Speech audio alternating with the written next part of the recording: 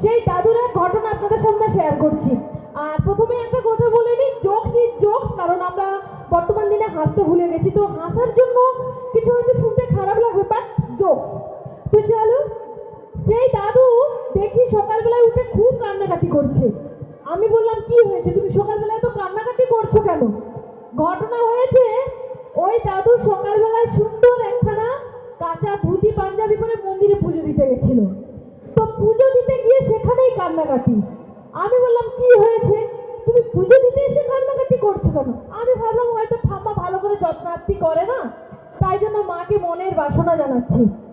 ঘটনা সেটা নয়। ঘটনা কি হয়েছে জানেন?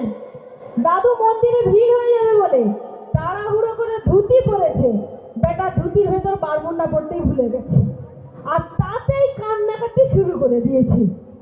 আমি বললাম, আরে তুমি তো ধুতি পরে আছো, বারমুন্ডাটা নাহি পড়লে তো তাতে এত কান্নাকাটির কি আছে? ঘটনা হয়েছে, তো ওই দাদু যখন মায়ের মন্দিরে প্রণাম করছিল, আর এখন তো ওয়েদার ভালো কথা বলছে না, কখনো বলছে ঝড় আসবে, কখনো বলছে বৃষ্টি আসবে।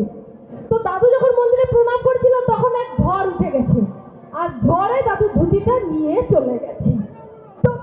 তো গেছে দাদু, তাতে এত কান্নার কি আছে? ঘটনা হয়েছে, দাদুর পেছনে একটা সুন্দরী মেয়ে লাইনে দাঁড়িয়েছিল।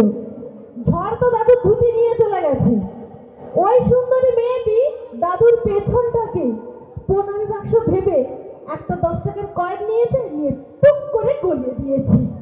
তো দিয়েছে দাদু, তাতে এত কান্নার কি আছে? ঘটনা হয়েছে, মেয়েটি শুধু 10 টাকার কয়েন গলিয়ে দিয়ে যায়নি, যাওয়ার সময় দাদুর ঘন্টাটাও বাজিয়ে দিয়ে চলে গেছে। দাদুর ঘন্টাটাও বাজিয়ে দিয়ে চলে গেছে।